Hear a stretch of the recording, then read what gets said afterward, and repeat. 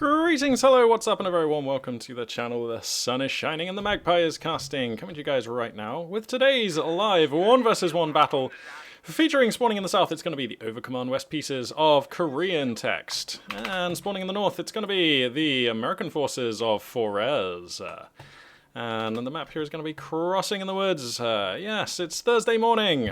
That has no particular relevance or significance, except I suppose that for those of us who are interested in StarCraft, it's the first day of the WCS World Championship Series Finals over there in Korea, which is super exciting. The culmination, of course, of the year's play. The 16 best players of StarCraft 2 are going to be taking each other on there, so... Yeah, I guess if you're interested in that, twitch.tv/StarCraft is the place to catch up on those VODs, or catch it live when it's coming out. Always I mean, if you like RTS, it's hard to like RTS and not like StarCraft. It is just great to watch. It's a pure RTS. We love it, and yeah, there's some great action going on over there. And then throughout the weekend, of course, we've got the next stages of the World Championships of the Company of Heroes tournament. That'll be on AE's Twitch channel. And yeah, really looking forward to catching some of those games. Unfortunately, I myself am unlikely to be casting over the weekend. Got a busy social schedule ahead of me, which is obviously great, and I'm looking forward to that. But I do sort of wish I could catch some of these World Championship games. I think, luckily for me, the culmination of the Company of Heroes 2 World Championships isn't until the weekend after, I think. I think this weekend coming is round of 16 and stuff, so there's a very good chance that the next weekend after, that's the finals and semi-finals and stuff like that, I may well be able to hop in and get some of those games. So yeah, I'll keep my eye out for that one. And as these two players, they're just getting out onto the map. Looks like relatively standard stuff so far, so yeah, I'll just say all the stuff that I've been talking about recently with regards to bringing some MTG content to the channel, and whoa, this Kuba wagon's kind of, whoa, what are we doing here? Oh no, is Korean going to lose his Vargan? That's pretty bad. Well, that's kind of terrible. But yeah, yeah, a couple of other things coming to the channel soon. As soon as I actually have some time to sit at my computer and not just cast, but actually like make some spoiler videos to put on the end of the videos and things like that. That's a feature which hopefully I can bring to the channel when I just get a chance to create those. And so for now, I'm sort of getting around it by just sort of blocking, and instead of casting a game or something in a session, I'm casting for like an hour and a half or something in a session, or like an hour or whatever. So bouncing between a few different battles if they're shorter, which hopefully you guys are liking. I quite enjoy it, because sometimes, you know, not every game that you join in, especially as we've seen over the last couple of days, not every game that you join in can be amazing, close, super high level play between two amazing players. So sometimes it's nice to have a look at a few different games if they're shorter games, and even one-sided games can be very interesting. Some of the games that I've cast over the last couple of days have been quite one-sided, but have also been really entertaining to watch. So yeah, so I don't know, been mixing it up a little bit, doing stuff like that. I'm also super conscious that I haven't cast any Deserts of Karak or any Homeworld action for some time now, and I would really like to do some more of that. So I'm going to hop onto the Homeworld Discord and grab some replays. They've got a really nice thread there where everyone posts replays from tournaments and top level play. So I'm going to hop on in there, grab myself some replays, cast some Deserts of Karak, hopefully, perhaps even tomorrow. Actually, yeah, tomorrow seems like a good time for it. So, anyway, right, we're coming up to around about the 4-minute mark in this game. Let's turn our attention proper to the action that's unfolding in front of us here. So we had a Kuba wagon go down in the early stages of the game.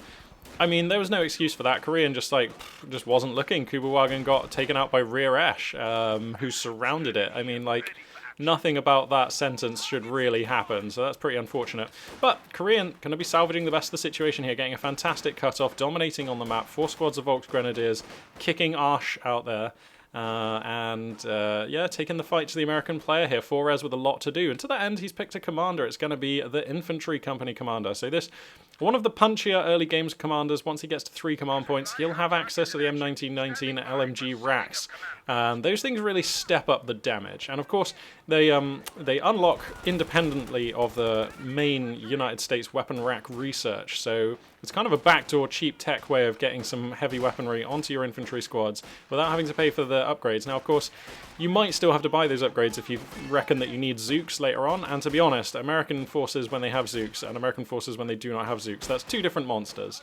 And definitely Axis forces in the sort of mid and late game have a much harder time against USF infantry when they do have Zooks. So yep, definitely not an upgrade that's invalidated, but yeah, definitely a nice alternate tech path opened up by this commander.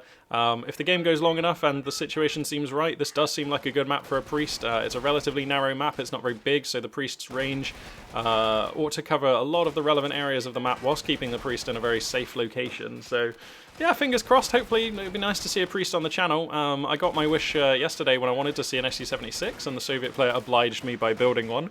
So yeah, going to be looking forward to hopefully seeing a priest. We'll see. Luftwaffe Ground Forces Doctrine going to be the choice here for Korean text, and you know, a fine commander this is. We've seen it smashing a lot of face on the channel in recent times, and yeah, Fallschirmjäger's no joke. Neither is the what is it? The airborne assault. So yeah, very nice stuff. Looks like Lieutenant Tech going to be the route of choice here for the American player, mixing in not one but two 50 cals. So that's pretty exciting stuff. That is a lot of indirect fire support. Going to be popping in some Fallschirmjäger in this location is Korean, so looking to bolster his attack on the eastern flank. American forces, though, predominantly deployed in the west, and this they will be taking. Volksgrenadiers in a building will prove an obstinate obstacle, but it won't stay around for too long. 50 cal, squad of riflemen in green cover should be more than enough to displace these boys. Yep, there they are. They're going to have to make a run for it here. One of them gets cut down, but they'll be able to get out of there just fine. So, yeah. Yeah, fairly even game so far. Nice cut-off and good field control, though, by Korean. Definitely puts him in the dominant position, but not by too much of a margin. And Forez has moved out onto the map and secured his half of the map now nicely, which is good. Putting some pressure on these on these Axis units. Oh, he's got to be careful with this lieutenant, really. That was the latest fallback. Oh my god, he should lose this lieutenant, really. How? He actually gets away with that. That is so lucky. He is very lucky not to have been punished for that late fallback there.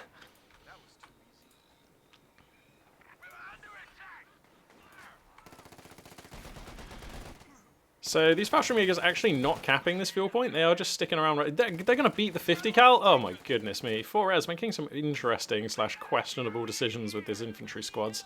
And somehow those Fallschirmjägers are able to repulse two squads. They're actually even going to fall back. I suppose there are Volksgrenadiers here to take over the capping. I wouldn't hate leaving them there capping just for a moment longer and then falling them back as the Volksgrenadiers arrive or something. You know, I mean, every fuel is precious, especially at this stage in the game. Your fuel income through these early stages of the game defines how the mid-game looks, and that's really important. So, speaking of fuel spending, we've got that's a Stuart on the queue for Forez, so pardon me. The American light tank going to be taking the field here shortly, and we'll see what he's able to find here against Korean. We've also got the 1919 LMGs starting to pop up on these units, so 3 command points has been reached. That ferocious option now available, so those Fallschirmjägers probably not going to enjoy the fire superiority that they have so far in the game. The table's going to be somewhat turned. How much is an M1919? So it is 70. They are pricey. Going to be Panzer II tech here for Korean.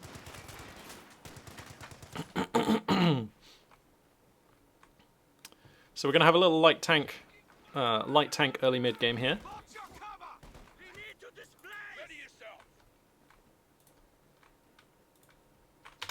Crack the tack and have a look here as the American player fanning out his units across the map. Most of the Axis units have been pushed back, so looks like the tables are going to be continuing to turn as Korean's going to find himself packed up into his base here. American forces resurgent pushing across the map. These Volksgrenadiers will get forced back. This is a lot of Dakar. Actually, is there any danger of a squad wipe? Oh god, there's a horrendous danger of a squad wipe. They're falling in through negative cover past a lot of M1919 LMGs. Oh goodness. Okay, he gets out of there. Jeez, that was close. So both players getting relatively lucky with the with their infantry survivability.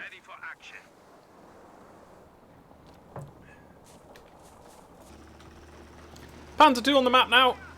Stuart likewise hasn't actually made its presence felt, but it's cruising around looking for targets, and that it will find. A couple of Axis infantry squads moving out here. The Stuart going to be blazing in with its machine gun and main cannons. Panzer II going to be here to answer though, but this is not a fight that tends to go well for the Panzer II. The Stuart's main gun, of course, just far superior in a light tank battle. Whoa, Fallschirmjägers get turbo low. Gunned down by the Stuart. That's horrendous. So epic losses being inflicted against the Axis player. Those are what, 340 manpower now? Yeah. So an expensive squad to lose for sure. Definitely not one you want to lose at this juncture. That is horrendous. Panzer II looking to overrun and pick up the 50 cal. Keep an eye up here to see if it gets lost in the top right. Volksgrenadiers trying to take fights out here, but M1919's no joke, and there's still this Stuart here just being prolific on the fallback route, so risky engagements being taken here. STG Volks are good, but you're taking a fight from negative cover. That's pretty tough. Lieutenant staying around way too long. Is this for real? What are these players doing? Okay, well that's going to be a kill on a squad there. This is just a brutal game. This Panzer II just coming in deep here. That will be a dead Panzer II. What? These players just don't care about their units whatsoever. What? Koreans just like, yeah, sure, I'll trade my Panzer II for a 50 cal. That seems legit. Of course, the Stuart will be heading back here just to pick up the kill on this one any second now. What? This is just a crazy game. I can't believe what I'm saying. Is he going to get the ambulance? He would if he kept moving. Wow. I don't understand a lot of the decisions being made in this game. But anyway, Korean going to back up his roster next by adding a Puma, and I do like this. This is a good map for a Puma. It's very open. The Puma's speed, its line of, and its range on its gun can be exploited pretty well on this map. And of course, we have the Stuart, which presents a fantastic target for that Puma to be firing at in the next stages of this game. But look at this. We've got a triple cap for the American player, who still has decent map presence with a 50 cal and a squad with 1919s out there. Additional American infantry will be reinforcing, rearming and pushing out just now. So Korean kind of going to be with everything to do here. He's down at what? So the scoreline's about even now. The advantage he had has been eaten away by this phase of domination that 4Res has been able to put together. Lieutenant's going to be rebought? This is such a weird game. But so far so even, definitely a messy game. Both players clearly making mistakes, both players getting punished, but also both players getting lucky in some other ways. Mines were being placed by riflemen here, one of the luxuries provided by this commander. But the Puma does see it, so hopefully Korean will bear in mind moving forwards that, yeah, mines are a thing that he has to look out for.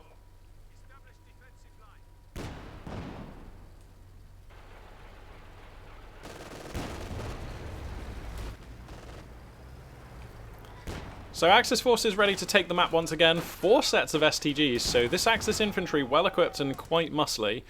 But not a lot else happening in this game just now. Both players have basically taken such huge losses that actually for this stage in the game, the force roster is relatively small.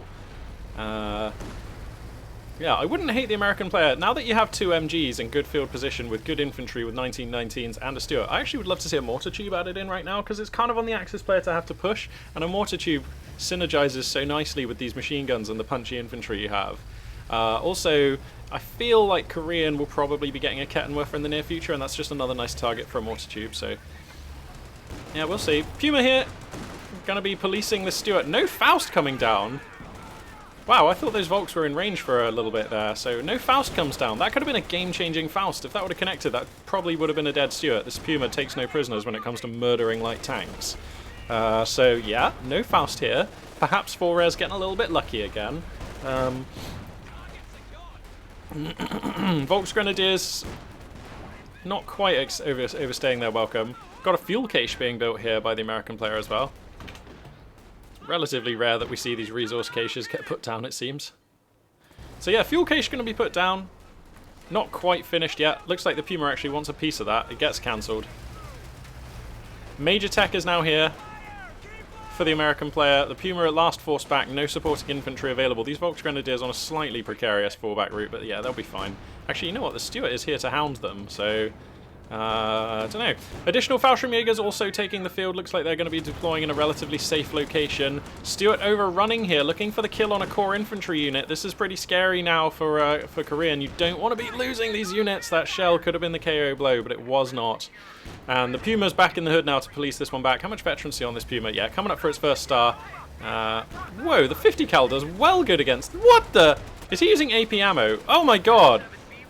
What are we doing here? Oh my goodness. Yeah, Korean just going to GG the hell out of this game. What?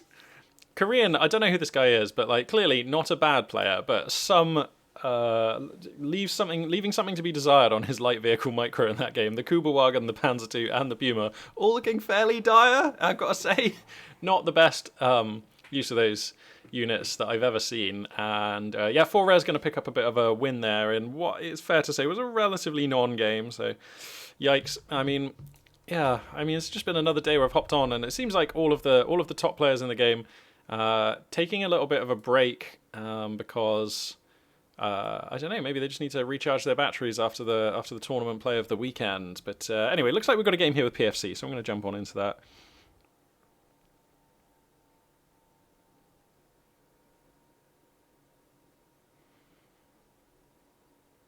Just bear with me here a second whilst this game loads in. I've just received some messages that I must respond to.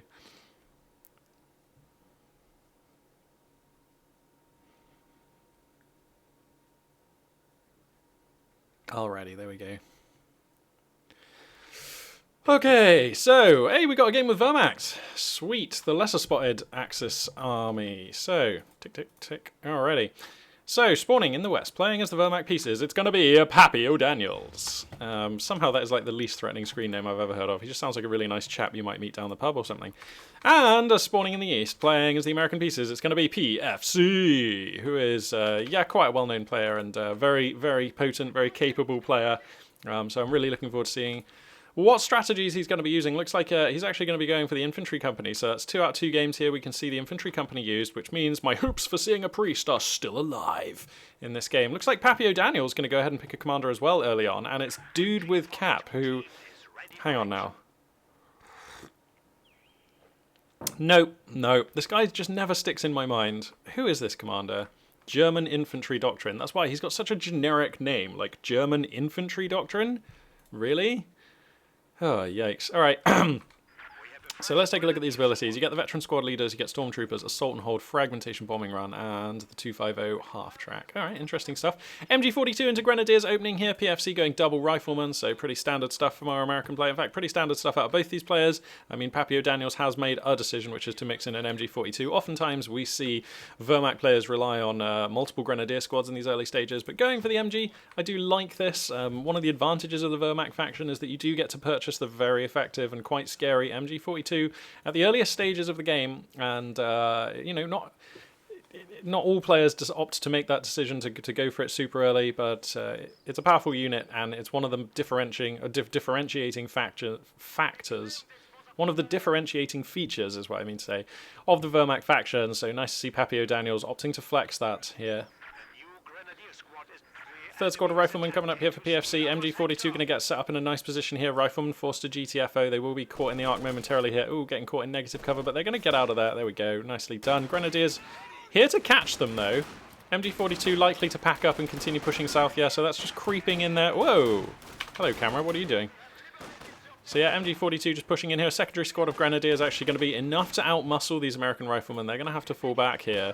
So taking the first engagement out on the map, but it looks like Riflemen are going to find these Pioneers. Pioneers will get into the building and attempt to trade for as much damage as possible. Already losing a model on the way in, though. Slightly unlucky. Now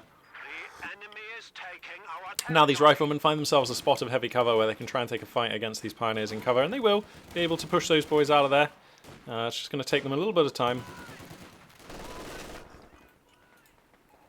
Looks like Lieutenant Tech, pretty standard stuff here coming out of PFC. We have a fresh Grenadier squad.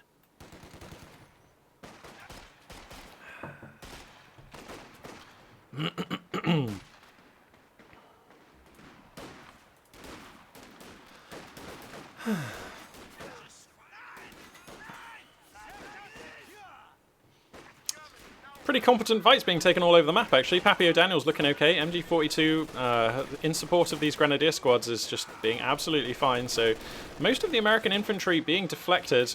Hang on a second, do these Pioneers actually take the fight against those Riflemen? I mean, they have not fallen back, so I can only assume that that's the case. So PFC actually not looking too smart in some of these early engages. Okay, finally Riflemen going to get a flank on this MG. Going to fall back, though. Pioneers buying a little bit of time for it to redeploy, and they're going to try and get set up here. A lot more Grenadiers coming in here, and Pappy O'Daniel's just putting together smart fights in the early game. Going to deflect yet more waves of American Riflemen. Holding the middle line of the map is pretty sweet. In the south, looks like some Grenadiers trading against rear Escher in a structure. That's probably not going to go well for the Axis player, but we'll see. So, yeah, just nice work here. Just nice work. And it's going to be a 250 half-track. Dun, dun, dun. Okay, he's up to something. Does he have an infantry company? Of course he does. He's got Grenadiers. Well, he's got an infantry company, so are we going to see... Are we going to see the sniper drive by? I mean, he doesn't really have the manpower to buy the sniper. But, maybe he could put a Flammenwerfer. Okay, he already does have the Werfer on his Pioneers, and they are waiting at the base. So you have to assume this is going to be Dash Clownen Auto car. Auto is car in German, right? My German's so rusty. I used to actually be okay at German, but of course, if you don't use it, you lose it, especially when it comes to languages. So. Half-track has arrived. So anyway, yeah, here comes the half track. Pioneers are ready with the Flammenwerfer. So yeah, this is going to be a clown car strat here for Pappy O'Daniels. Nice, nice. Been a long time since I've seen a Vermac clown car, so I'm looking forward to seeing what he can get done with this one. Whoa, Grenadier's getting mullered. I hope he's paying attention. He is. Very nice. Rifle grenade. And now PFC is the one who has to be paying attention. Getting the fallback on those riflemen. The rifle grenade does strike for damage though, so that's okay for Pappy O'Daniels. This MG42 has been a hero. It does finally get flanked, but now the 250 half-track is rocking up. Remember, this thing does have a machine gun on it, and it can also do the like hull down ability, so providing like a mobile hardpoint. So yeah, a lot of utility provided by this thing. And this is, I have to say actually, one thing that the community balance team has absolutely nailed, in my opinion, is making these early light vehicles sort of have interesting options that make them just more than just a fast light unit with a gun. Like, they do more things. So this one, obviously, you can put dudes in it, you can have it as a mobile sniper fortress or a clown car, and you can make it into a mobile hardpoint with this lockdown ability. And then there's, you know, there's the 251 scout command car for the Panzer Elite or the Elite Armored Doctrine for OKW, which has just got loads of interesting options that scale very interestingly as the game goes on. The WC-51, which just has a ton of interesting options and scales really interestingly as the game goes on. So yeah, the community balance team have brought these early light vehicles to life in a way. I mean, they always just felt very bland previously. Whoa, my camera is having some real issues today. What the hell is up with this game? I might try a reinstall because it's just being really weird. So anyway, PFC coming out here, massive American blob on the map, and oh, he's going to get the 250 half-track though. Pioneer's going to jump out, but they're going to have to GTFO. Too many American rifles here. Grenadiers up here as well, but without the MG42 in support, and now without the 250, this actually just looks like quite a small roster.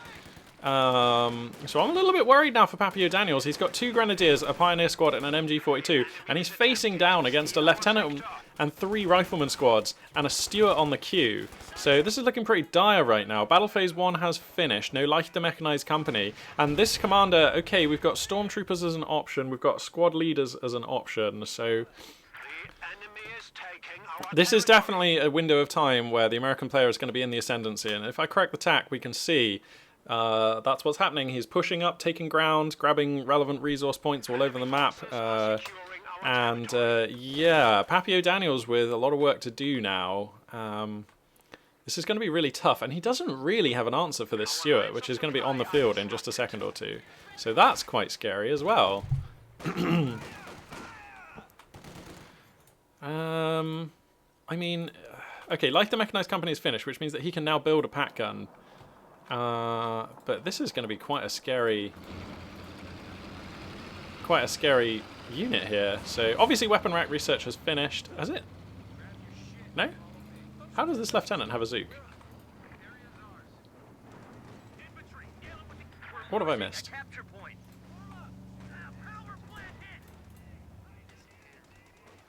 I'm so confused. How does that lieutenant have a Zook? Oh, you can just buy one for the lieutenant. Ah, of course. Yeah, of course. Right. So it looks like we've got the squad leader upgrade has finished. I believe he comes with a G43. Yeah, so now we've got 5-man Grenadier squad with a G43. How much does this upgrade cost then? 60 munitions for a 5th member with a G43. That does seem like a pretty good bargain. 2 stars of veterancy on these Flammenwerfer Pioneers, testament to how much damage they've been causing as this game's gone on, so that's pretty cool as well. Stuart here going to get caught in a bit of a pincer. Einenfaust, maybe Zweifaust going to come down? Nope, just the one. But that's enough to force the Stuart away for now, limit its efficiency, and force it back to spend a moment here repairing. Doesn't take too long with American vehicle crew repairs, of course, but this pretty much the best that Pappy O'Daniels can do. It looks like he's saving up for a pack gun. I mean, he's definitely stacking manpower for something. Moving out onto the map, MG42, Grenadiers in support up in north. So, yeah, pack gun is going to be the choice.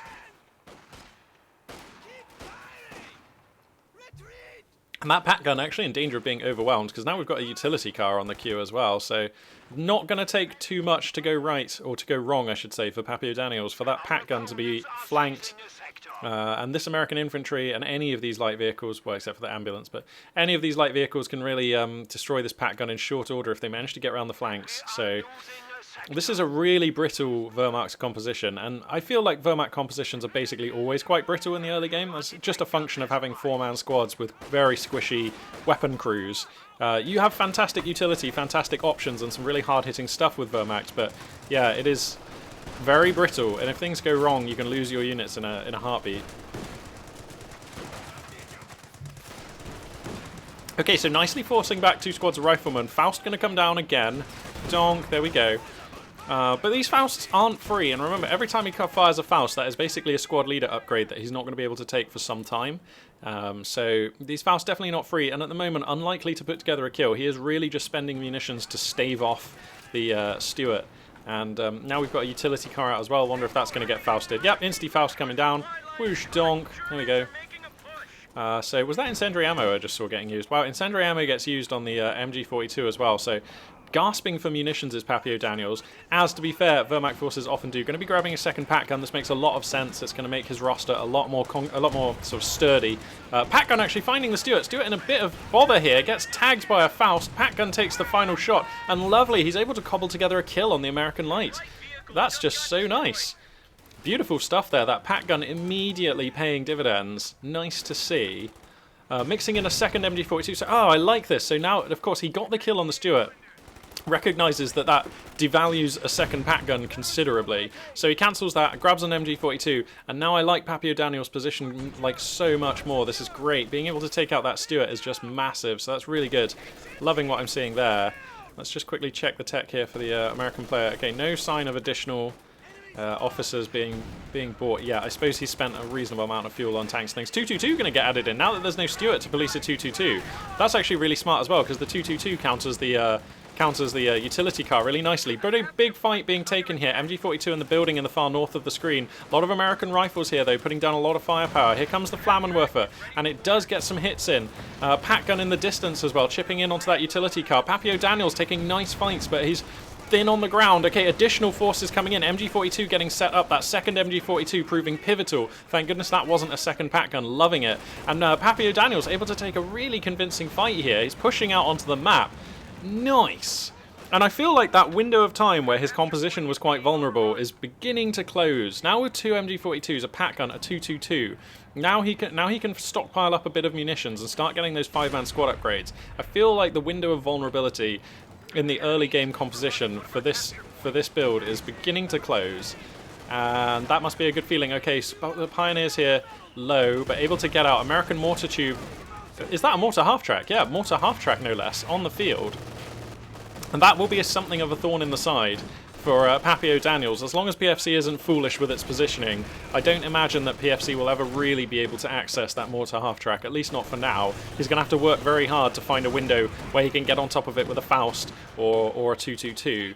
And certainly for now, I mean, this is just an untouchable unit. Oh, he's being very brave, staying for quite a long time. Moving up an MG42. Wow, the mortar just blasting that unit down. He has to fall it back. Immediately he does. Wow, that mortar half-track's so accurate. I suppose American...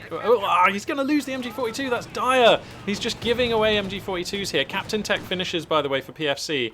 And I guess I like finishing Captain Tech. You've spent a lot of fuel early on, utility car plus Stuart. So being able to go for M1 anti-tank guns at this juncture in the game, I think I like that a lot. Let's just check the tech for the Axis player here. So Battle Phase 2 just now coming down onto the queue. Panzer IV going to be relatively achievable in a few minutes. So yeah, M1 anti-tank gun going to be the purchase here for PFC. That makes a lot of sense. He grabs the MG42 because that's just a sweet unit to be added in here. Really nice.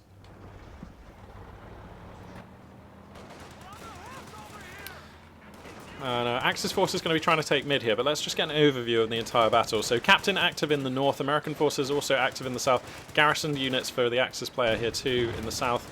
Looks like the main focus of fighting right now going to be on this bridge. MG42 in a lovely position. American infantry getting forced back. Utility car comes in to respond. Mortar half-track also supporting. And that thing has been just so good so far. Let's see how these shells land. Okay, he's looking for the MG42, but wisely, Pappy O'Daniel's keeping that thing repositioning. Okay, here comes the next shell. Man, I love American mortars. Look how accurate they are. It's so good. Okay, Pat Gun finds a hit onto the utility car. American infantry going to use this opportunity to cross the river. Where's the American MG42? Set up way too far back. He'll move that forwards momentarily, I'm sure. Now, this is a lot of American rifles coming forwards here. 222 is here to help police them. Up in the far north, it looks like a captain with 1919s. Oh, yeah, of course, the 1919 racks are up. They have been for ages. Yeah, the 1919s adding a lot of spice into this army, and now that the 1919s are up, and now that there's a mortar half-track out, and now that there's an M1 anti-tank gun, and now that the MG42 has transferred from the Axis roster to the American one, once again it feels like it's Pappy O'Daniels who's the underdog, who has a lot of work to do in this game. Now, he has the scoreline advantage, about 80 tickets there, so he has a window of time, luxuriously enough. Oh my god, the utility car is going to try and overrun? No, he doesn't. Wow, that's very disciplined there by PFC, opting not to pursue. But yeah, I feel like Pappy O'Daniel's, once again, the underdog. Like, this army, again, looks quite brittle in the face of this American roster. He does have squad leader upgrades. I'd love to see him get squad leader upgrade on this Grenadier squad. It's really just about increasing the durability of these squads, and that's going to be vital when you're playing against this many ridiculously well-equipped American squads. That is a lot of M1919 LMGs, like, just a ton. So... yeah, this commander looking super tight though, looking really interesting, enabling some play patterns and enabling some strategies and tactics that I am just not quite used to seeing Wehrmacht have access to, so that's interesting. Incendiary ammo going to get used up here in north, captain in cover, going to be bearing the brunt of that rifle grenade. Kind of a bit of a miss on that rifle grenade actually. Get some splash damage, but not the sort of like ultra eye-wincing gib fest that rifle grenades sometimes induce. So are we going to see this squad leader upgrade come down on this Grenadier squad? No. For now, Pappy O'Daniel's content to just sort of save munitions. 222 bravely coming into the teeth of this M1 anti-tank gun. Can't really spend a lot of time there. Mortar half-track, still looking smart, about to find its first star of veterancy. These Grenadiers going to have to GTFO, and these two players just putting together a really nice game. I've seen no glaring mistakes. These are very interesting compositions. I like what I'm seeing. Ostwind! Yeah! Tell me more about this Ostwind. Oh, I love it. I love it. Oh, this is super interesting. So, okay, Pappy O'Daniel's, recognizing that his opponent has gone from lieutenant into captain tech, thereby delaying the top tier of the American roster, knows he doesn't have to worry about a Sherman immediately, and he's actually going to go for the cheaper of the Axis medium armor here. Going to go for the Ostwind because it kind of duffs up everything here. I mean, the Major is out now, but we're still a little way away from having a Sherman. In fact, I mean, if you look at the amount of fuel these two players are stacking, the Panzer IV could be coming out around about the time a Sherman does. So, yeah, this Ostwind, Pappy O'Daniel's correctly recognizing that there's just a window of time where he can get this Ostwind out and have it find value. Sorry, there's just fighting going on in the north and the south. I'm just like frantically panning the camera, hoping I don't miss any of the most important moments. But yeah, Ostwind on the field. Yeah, it's a rare game we see an Ostwind, and this is an Ostwind that's coming out at nice early timing. Where if Pappy O'Daniel's is able to babysit this unit, it could vet up really nicely. Whoa, it's just going to come thundering in here. The rate of fire on this Ostwind now super ferocious, immediately forcing American riflemen to respect the anti-aircraft cannon on that unit.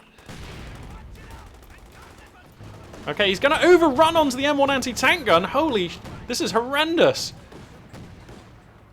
He's not going to get cocky. He's not going to dive in. There could be mines out here.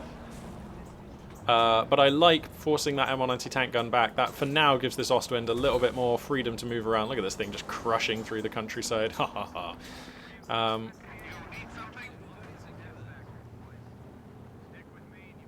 There are actually some birds right outside my window just like tweeting away.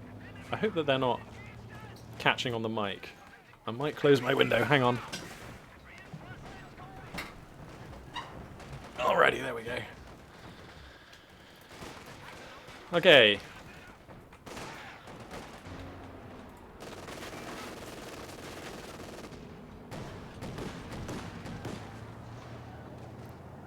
So So a really good game so far. Scoreline basically even.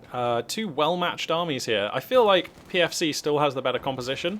Look at all this scary American infantry and stuff. Two M1 anti-tank guns. The mortar half-track is really nice, and he'll soon be able to take his choice of an N-tier unit. Oh, he's probably going to get the squad wipe on this MG team. Nice. So is that the MG42? Yeah, he might even be able to grab his MG42 back here, which I would love. He has more than enough room on his roster. He'd love to be able to get a free MG42 without spending the full manpower for that one. Coming in here and getting the ambulance! Oh my god, Pappy Daniels, you're a monster! Just recognizing that there was an opportunity to come in and pick up the ambulance there. Oh, so cool. I'm so impressed with what I'm seeing right now. There's Ostwin getting off to a fine start in this game. Now he has to be careful. I mean, he's just one anti-tank grenade away from... Whoa, when did he pick up this M1 anti-tank gun? Holy shit, it's the American player... Okay, here's the other M1, okay. Well, this Ostwin being so ballsy. He's taking some pretty big hits now, though. If he gets hit by some mines or anything, though... Oh my god, he's going to overrun into the south, finds the utility car. And the mortar half-track! Does he see it? He does! Oh my goodness, he gets the utility car. Okay, so the anti-vehicle grenade connects. The M1 anti-tank gun is taking shots, so he could lose the Ostwin here. That would not be good. It looks like he's kind of going to get away with it. The 222 covering its retreat. Whoa. Pappy Daniels just making moves with a totally left field composition here. The M1 anti-tank gun is on the hunt, though. This Ostwin needs to GTFO, and it's not out yet. In the words of Agent Smith. Yeah, this M1 anti-tank gun is stalking. These riflemen as well have the anti-vehicle rifle grenade. I think this is a dead Ostwind. How are these guys getting suppressed? Oh, there's an MG42 up there. Hero MG42. Oh, he's going to lose the Ostwind. Why does he not keep moving it? I think if you keep reversing it along this line, you might be okay there. Alright, well, you know what? That Ostwin does die at this juncture, and that's a great shame. I would have liked to have seen what would have happened in a game where the Ostwin is able to develop later on into the late game, but we don't get to see that. And now there's a Sherman on the queue. So Pappy Daniels has 150 fuel. Let's quickly check the tech. Did he go for Battle Phase 3? No. So relying on support armor core tech for now. And you know what? I think a Stug would be fine right now. Stug is probably acceptable. Pappy has to know that he'll be facing... Okay, it is going to be a Panzer IV. This is also just fine. Yeah, and you know what, though? Oh, mine's going to hit these poor pioneers, and now they're getting chewed up by a utility car. There we go. But, yeah, as I was saying, even though the Ostwin gets taken out there, I feel like it was still okay in this game, yeah? Because it, like, destroyed quite a few units, picked up the ambulance, was able to get an MG, an M1 anti-tank gun. Some of those units were even stolen, like the MG42 was like reunited with the Axis forces. It was able to police quite heavily the Axis infantry around the map, and I feel like it dictated quite a few unit choices out of the American player as well. So still feel like even losing the Ostwind a shame, but it definitely probably did enough in this game, which is weird to say given that it didn't even make a star of veterancy, but that's the thing about Ostwinds, because they're most effective at shooting against infantry, and because they are still essentially a medium unit, like a medium armor unit, they don't really vet up very fast, because they cost quite a lot, and the premium targets are all infantry, which don't feed a lot of veterancy, so, yeah. Just a function of how Ostwinds are, basically. Alright, so we've got a Sherman on the field. And that unit, for now, the Kingmaker. Actually, no, I take it back. Panzer IV comes in from a nice angle. First shot, not going to find anything here. HE rounds are what are loaded on the Sherman right now. M1 anti-tank gun scrambling to assist. Gets set up at a really weird angle, though. And for now, the Sherman forced out of there, taking a number of hits from various sources. More fighting going on up here in north. Looks like MG42 in this building still being annoying. This building just being so valuable for Pappy Daniels. Having an MG42 in that unit, in this building, sorry, must have forced like 7, 8, 9 American fallbacks, like maybe more, over the course of this game. So, yep, that's looking really tidy here.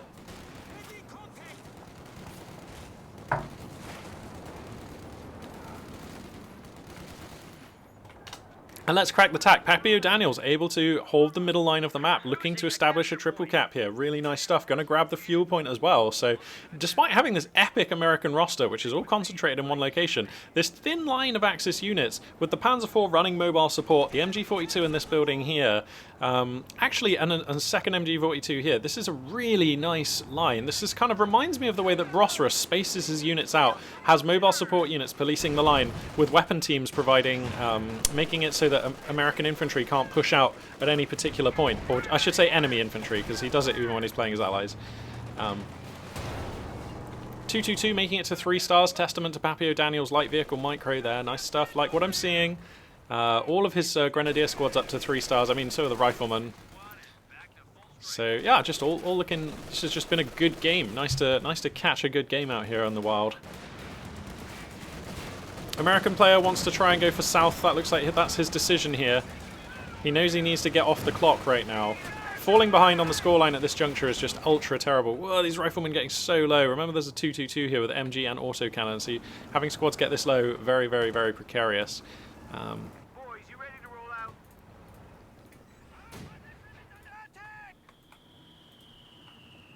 So, and Pappy also has the second squad of Pioneers, which I think is really important, because now that he has actual vehicles he needs to maintain and repair on the field, you do need the second squad of Pioneers. Pioneers not known for their fast repair rate, so you really do need to. Let's just quickly check the tech here for Pappy. Okay, Battle Phase 3 is up. No sign of the Schwerpanzer HQ yet, or the Heavy Panzer Corps, whatever it's called for Wehrmacht, but yeah. So, no sign of that one just now. HE round Sherman coming in here. Gonna force back the 222.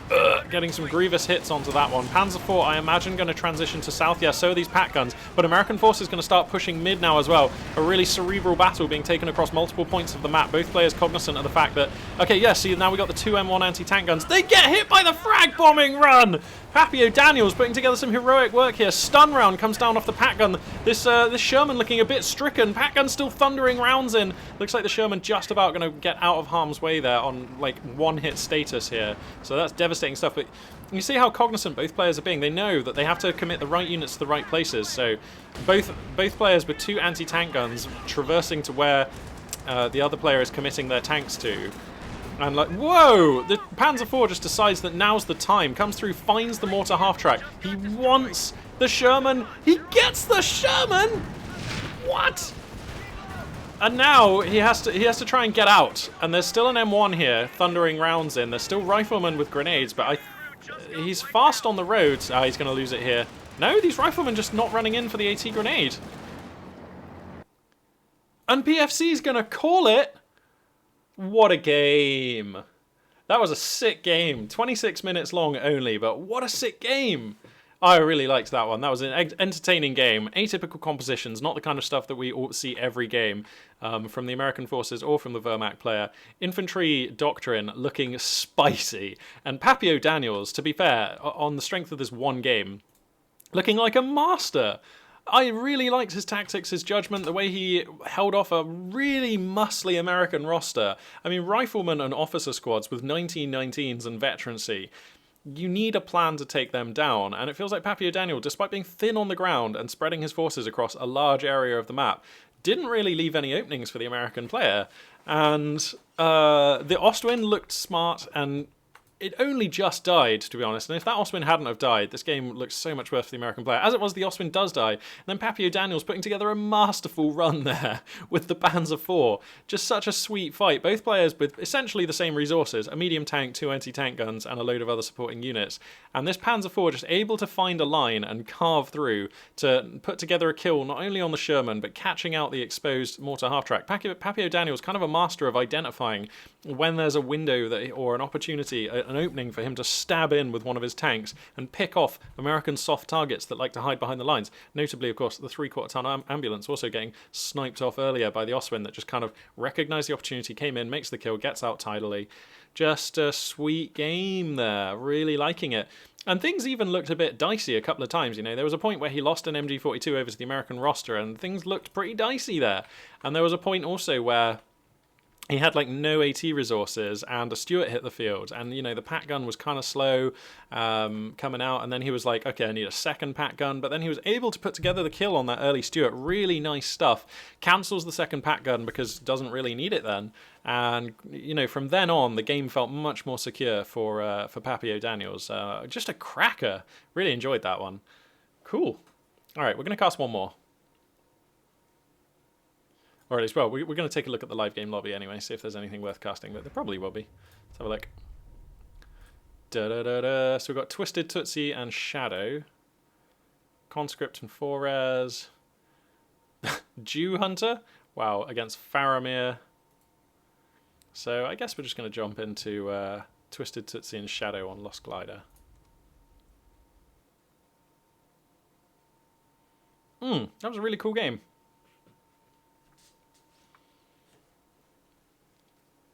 All of these like old weird commanders that were in the game on release, which were sort of just mix-ups of the same few abilities. There were like 6 or so commanders, at least 6 really, that Soviet forces and Wehrmacht had on release that are just like all different shuffle-ups of the same few abilities. But they all feel so much more alive now, so much more differentiated and much more playable. Just you can use these commanders and do well. And yeah, Pappy O'Daniels demonstrating the German infantry doctrine there. Still pretty spicy. So, spawning in the south, playing as the United States forces, it is going to be Twisted Tootsie. And spawning in the north, playing as the Overcommand West pieces, it will be Shadow. So, yeah, gonna get ourselves into another game here. Looks like it's going to be a Kubel opening here for Shadow. Seems to have been a bit of an uptick in Kubel openings recently. I wonder if this is because we've been seeing them do relatively well in the World Championship tournament. Players like Brosserus and Von Ivan and so forth just making use of these light vehicles and making them look pretty good. And I'm glad to see it, to be honest. The Kubelwagen always has been a unit that's dear to my heart. They're so cute. If you ever see a Kubelwagen in real life, they are so cute. They're like tiny, absolutely tiny. And the Schwimmwagen as well. They're just like, there's something about them, you know? They're just really nice. And, you know, I guess they're sort of also quite cute because they are a more civilian vehicle. Like, most of the Kubelwagens I've seen don't have any guns attached. And it's the kind of thing that I could see myself like having one day. Just have a Kubelwagen out in the garage. You know, it's almost like a VW Beetle, but smaller. It's like, it's got that level of charm, but it's like smaller. So, anyway, Kubelwagen on the field here. Gonna scout out all this American infantry. Has to be a bit careful. He's taking a lot of hits here. Kubelwagen's quite fragile, of course. Storm Pioneer's going to get into a lovely position. This position here, of course, there's no windows on this side of the building, so you're just scoring free damage on the units that are in the building. Riflemen are going to come around, but at this range, Storm Pioneers ought to have the edge. Going to be massacrating these American riflemen. Oh, dearie me. We're going to stay and trade? I don't know about that. So Rifleman forced back pretty much immediately here. This is going to be a WC-51 opening here for Twisted Tootsie. Going to be going for the mechanized company here. And now that the WC-51 is here, these Riflemen will be forced back because like, they just get shoved around. You can't be doing shooting with... It's so funny to watch. You can't be doing shooting when the WC-51 is here because it just shoves you around. So Panzer Fusilier is going to be on the queue here, so it means it's Grand Offensive Doctrine here for Shadow. We've seen this commander quite a lot in recent times, and to some extent I am a little bit like, because it means that he's probably just going to be saving up for a Tiger. It's like, hey, Axis players, you can take a commander that has a Tiger on it and like not commit to the Tiger. Sometimes that's fine too, but I mean, we just never see it, so... Probably going to be a Tiger strategy here from Shadow, who's going up to 2 squads of Panzer Fusiliers, 1 squad Volksgrenadiers to mix in with those, so it's going to be the opening we see here from Shadow, and you know, I can't really begrudge Axis players for saving up for Tigers. It's a great unit, the Tiger tank, and particularly when it's stapled onto a good commander like Grand Offensive Doctrine. Panzer Fusiliers are a nice unit to have. Being able to buy 2 Shreks for 90 munitions onto a 5-man squad feels good. They feel like Panzer Grenadiers that are just more durable, and that is the most... If you could pick one thing about Panzer Grenadiers to make better as an anti-tank infantry squad, it would be durability, because as a 4-man squad, you know, often they get shot down to 2 men before they're able to fire their Shreks at the tank that they need to hit. And then you need to fall them back or you risk losing them, so they are very brittle. Having them on a 5-man squad with a bit more HP that's a bit more forgiving to use is pretty huge, and feels pretty good as an Axis player. WC-51 being used as a mobile fire platform here, Rifleman on the back, policing back this Axis lineup. Nice concave being set up here though, WC-51 going to be forced to turn tail here. No Schwervermacht Schlepper. Whoa! Gets the WC-51. Actually, it's abandoned. Interesting. These Storm Pioneers staying for a long time here. He's going to try and take this fight. And is he going to grab the WC-51? Nope. Okay, it's going to get denied by the American vehicle crew. That does make a lot of sense. And, yeah, putting together a pretty nice fight there is Shadow. Gets rid of the WC-51 at this early juncture. That, by no means... happens in every WC-51 game. Oftentimes we see WC-51s make it to 3 stars of veterancy with the 50 cal and start being really useful even in the mid game and, well, not really in the late game. That's pretty rare, but often we see them last into the mid game. Cavalry Rifleman taking the field right now, so Twisted Tootsie going to be adding in some punchy close range infantry here. And Schwervermacht Schlepper is on the field right now for Shadow, so we're going to get an idea of what his tech intentions are for this game momentarily. Keep an eye on the minimap here. We'll see if it's going to be mechanized or battle gripper HQ.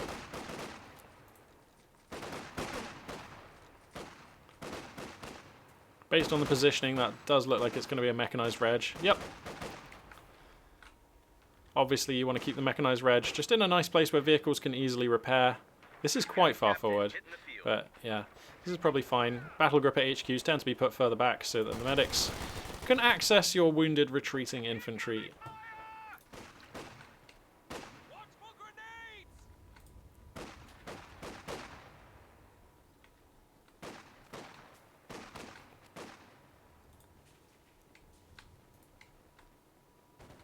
Captain Tech for Twisted Tootsie, so something of a departure from what we're used to seeing. So that's nice. Ready to be surprised by interesting builds. So that's going to give him access to the pack howitzers, the flak half-track, and, or I should say AA half-track, and the M1 anti-tank gun. It is.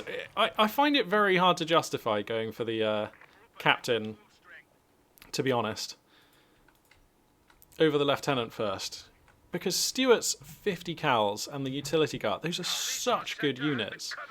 So I think if you're going for Captain Tech, you're either going for Captain Tech because you've gotten off to such a bad start that you need really early M1 anti-tank guns, or, and this is the case in this game, because you want the flak half-track. And I think like this is the only real reason to be going for Captain Tech first, as far as I know.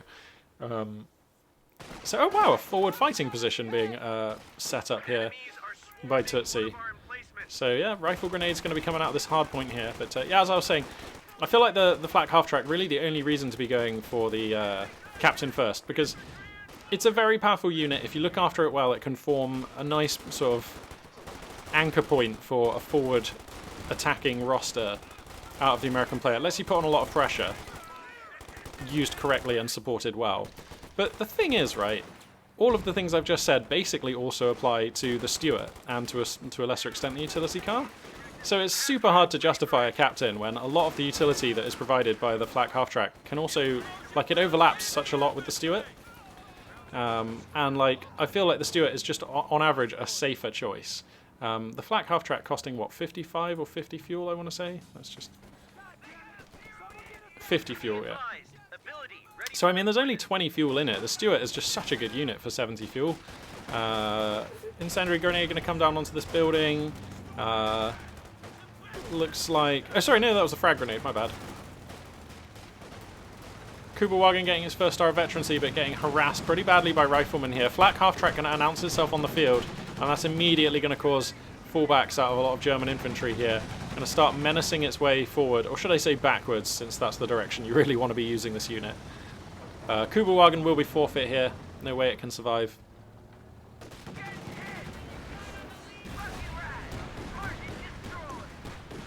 And if I crack the tack, you can see the Axis player's position very compacted this time round. American forces just being able to push right on up. Triple cap here firmly established. No resource point income whatsoever for the Axis player right now, so pretty dire times. Panzer II on the map though, and you know the Panzer II does pretty well against that flak half track. He's going to look to work down this fighting position, which is being upgraded with the 50 cal. Very interesting stuff there. But now the flak half track is here, so the Panzer II. Okay, Panzer II looks like it can still bully a flak half-track away. This fighting position going to be destroyed here momentarily. Any second now. There we go. So is the Panzer II going to look to take the fight against this flak half-track? You cannot shoot through this wall, bro. You can try, but it's probably not going to work. Finally connecting up a few resource points and, crucially, a fuel point here as the Axis player, so... at least not flatlining on resources, but still firmly behind the income of the American player.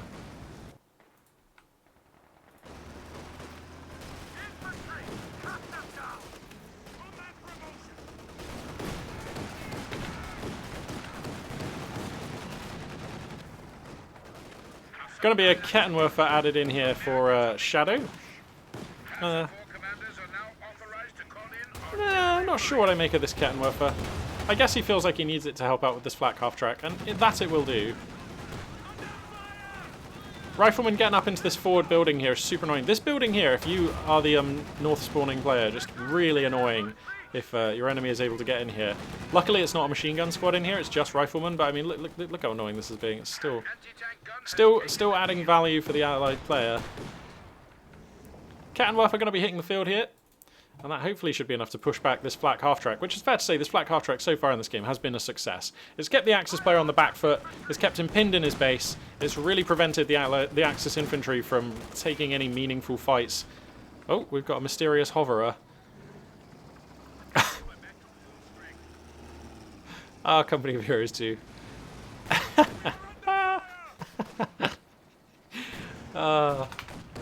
That's good times. That's good times. Okay, so finally some Axis units are beginning to access the west of the map.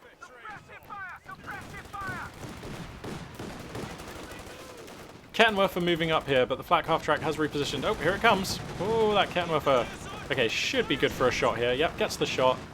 Panzer II going to try and find the final tap here. Nope, doesn't want to take a dive here. And you do have to be somewhat careful. I mean, you know your American opponent has had a captain for a long time. He could have an M1 anti-tank gun lurking out here.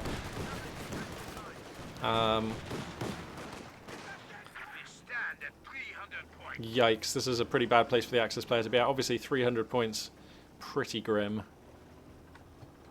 The American player just having the run of the field pretty much this whole game. How is this munitions point just not connected? Yikes. Storm Pioneers, get on it. There we go. But in terms of the actual roster, these two armies kind of just fine to fight each other. The Axis player not in a turbo bad position. Kettenwerfer, 4 squads of core infantry, Storm Pioneers, Panzer II, which does need some repairs here. Going to be taking on, you know, Rifleman, Cav Rifleman, Captain, 2 rear Esh, flak half track. So yeah, these two armies at the moment, for the time being, evenly matched, well matched.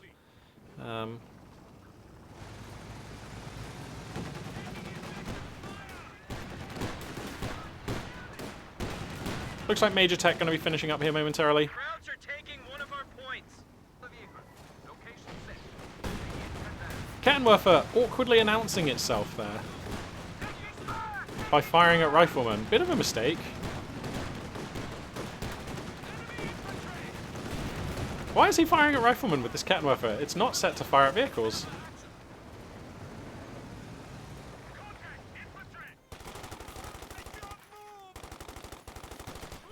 Cavalry Rifleman with the Tommy upgrade, going to be more than a match for the Panzer Fusilier squad. Just about getting out of there intact.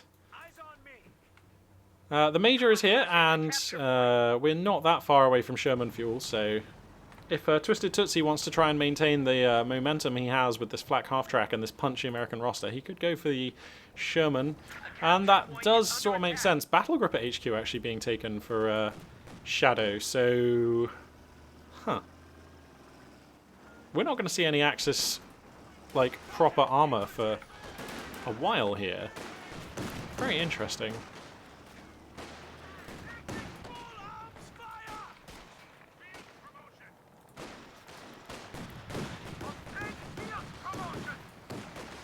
not sure what I think of this battle group at HQ. Like, what's the plan with that then? Like, why is Shadow going for this one at this timing? What does this bring to the table that he thinks he needs now? Perhaps he just thinks that he's just had such bad fuel income this game, he's just going to abandon the armor race? But I still don't understand the utility of this battle group at HQ. Well, so the medics can heal these guys. So there's that utility, I guess. But I don't feel like any of these choices are actually going to be meaningful. Like light gun, infrared half-track. You know what? That's a unit which needs some love, still. We just never see that. It's been a non-unit in this game ever since it was added. I mean, there's probably been a few games where it's probably had an impact here and there, maybe, but I can't really think of a time when it's really had a significant impact on the meta whatsoever. Hard unit to balance that. Hard unit to make it useful in the game. These lurking vehicle crew. Man, this flak half-trackers looks so smart this game. Unlike this Kettenwerfer, which continues to flail shots into infantry. What are we doing with this? Panzer II is repaired, though. Going to come in here to try and corral this American infantry. Things looking pretty bad for Shadow right now. 194 under 467. Not really ever had a proper look at field control this game. Panzer II going to come in here nicely. Kettenwerfer gets pushed up into a nice building. Flak half-track looking a little bit weak. Probably still going to scurry away, though. The engine on the Panzer II bustificated. So, yeah, somehow that flak half-track sneaks away again. Kettenwerfer getting all kinds of flanked. Captain coming in here. And a bit of a concave of American forces here. Looking okay. No anti-tank gun. Okay, here's an anti-tank gun. But it's not quite here in this fight yet. This Panzer II actually could be exposed if he keeps pushing forwards. This M1 anti-tank gun is creeping in. Possibility of a squad wipe here, depending on how these Panzer II shots come down. No, he's going to get away.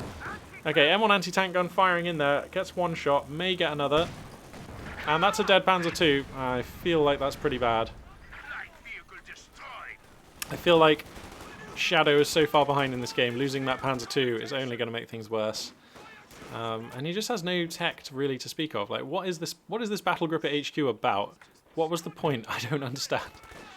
Having medics in your base is nice, but it's not really game-changing. In this game, at least. So it's going to be a Puma. I like this choice. I like this choice a lot.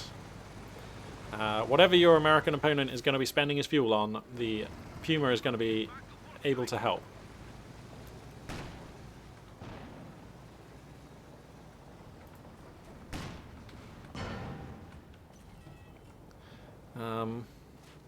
Okay, so somehow Axis forces are able to get off the clock here momentarily, but with this point being captured, he'll be bleeding out again soon. Is that a Jackson? No, that's the M4A1 or whatever it is, M4A3 Sherman. So that's going to be the choice here, and that makes a lot of sense. Now, Shadow not out of this game. You know, he still has respectable infantry, reasonable anti-tank solutions, but he's just firmly the underdog, and I can see this game just probably going to be a slow bleed out to death for him. But we'll see. He might be able to surprise us yet.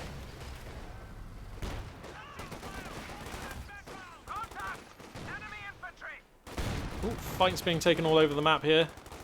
Making use of these forward fighting positions here is Tootsie. Nice to see. We don't often see players use that. Look at this Kettenwerfer just waving out the window. That looks so funny.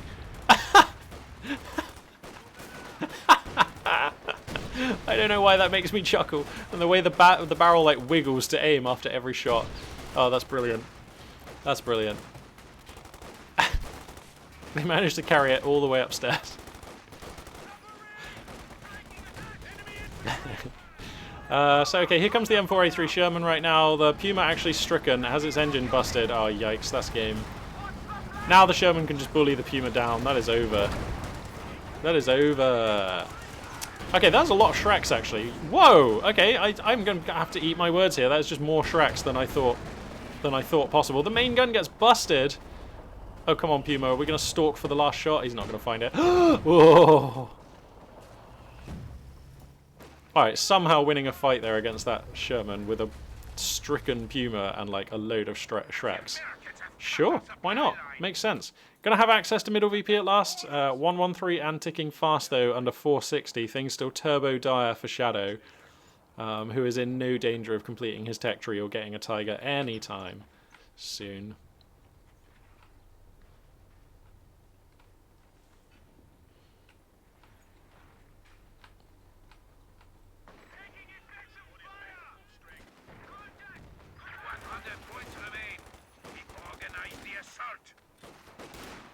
Nice frag grenade, going to find this captain, but just not quite enough damage, really.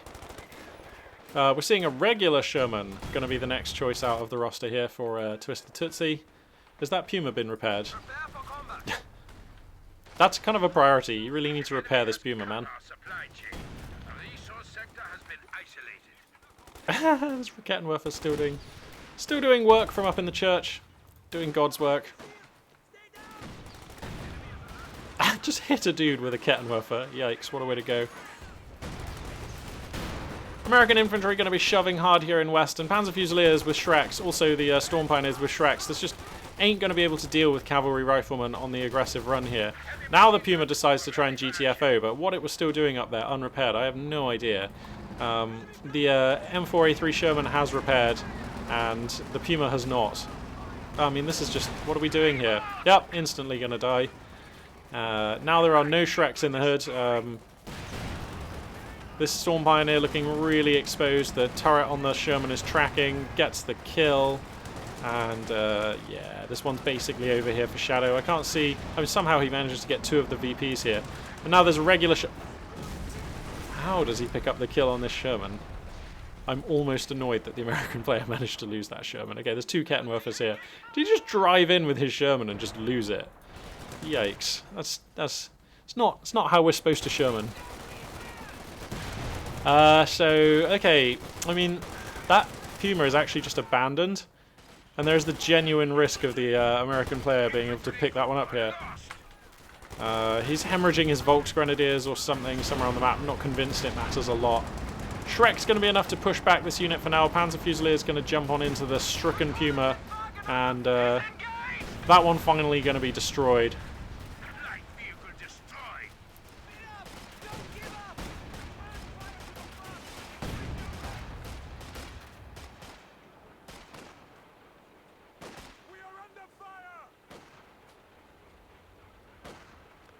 And another Puma going to be on the queue. This one's so over though, right? I mean, this. I might just speed this one up a little bit just for now, because I just feel like this Twisted Tootsie's just got this one right. He's still got his other Sherman, hasn't he? Yeah, here it is. Okay, cool. Yeah, so there is a new Puma on the field, but I mean, I just don't think it matters.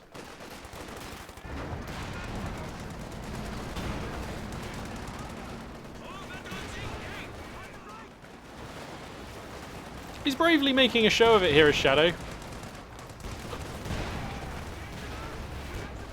But as I say, I'm just not convinced it matters. Puma comes in here. Gonna try and get something done.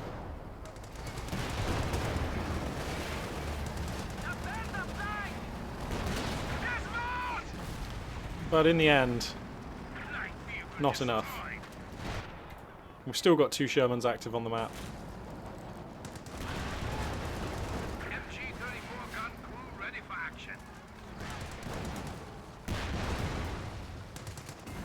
Gonna lose a Kettenwerfer in a building here. Oh my god, this is just over. Alright, gonna speed this one up. He's under a triple cap, bleeding out fast, trying to put together a dozer blade appearing on this Sherman mid-fight, looking pretty funny, but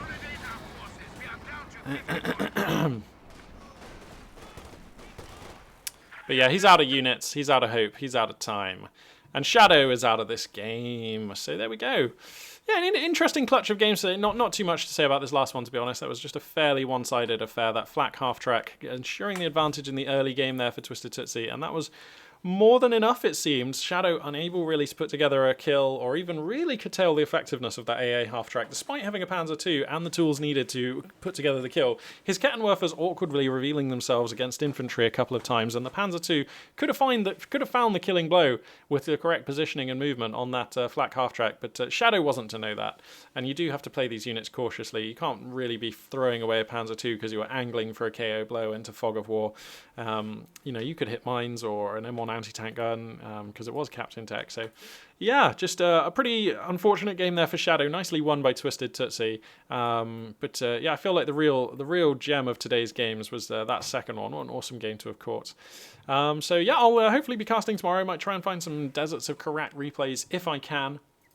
But for now, thank you very much for watching, and this, Magpie 842, is signing out.